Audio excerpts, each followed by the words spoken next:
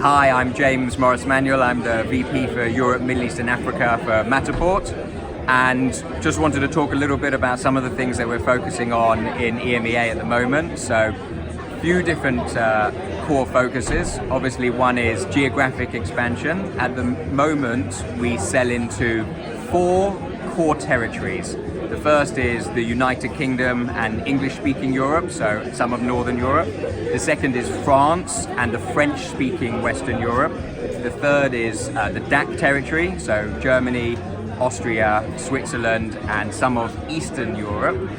And the last is Southern Europe, so Spain, Italy, Portugal, are the 4 core markets that we sell into. So that's the geographic expansion that we're looking at. And then the other piece is the segment development, or the new verticals that we're going into. So as everybody knows, Matterport is the industry leader for residential real estate, and a very big percentage of our business is in that market. But we're also moving into travel and hospitality, architecture, engineering, construction, insurance, and a number of other verticals, because the application of Matterport is so broad. Essentially any physical asset can be copied and we can make a digital twin, and that can be represented online. Thank you very much.